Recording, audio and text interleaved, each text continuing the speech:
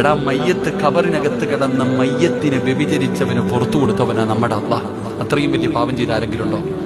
മരിച്ച് ഖബറിനകത്ത് കിടന്ന മയ്യത്തിനെ വ്യഭിചരിച്ച ആരെങ്കിലും ഉണ്ടോ? ഇല്ല.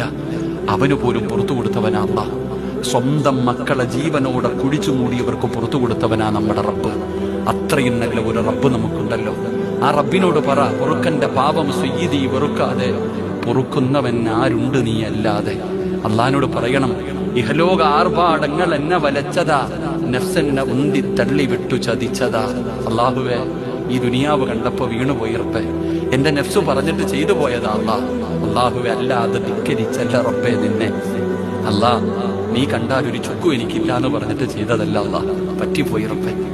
അല്ലാ, നീ കാണുന്നുണ്ടെന്ന് എനിക്കറിയാം, എന്നിട്ടും ചെയ്തത് അഹങ്കാരം കൊണ്ടൊന്നുമല്ല, പറ്റിപ്പോയി തമ്പുരാനെ, എനിക്കിന്ന് പുറത്തുതായെന്ന് അള്ളാഹുവിനോട് പറയേണ്ട രീതിയിൽ പറഞ്ഞിട്ട് നമുക്ക് പിരിയാം. അള്ളാഹു നമ്മുടെ പാപങ്ങൾ മുഴുവനും പുറത്തു തരുമാറാകട്ടെ. അള്ളാഹു നമ്മുടെ പാപങ്ങൾ മുഴുവനും പുറത്തു തരുമാറാകട്ടെ.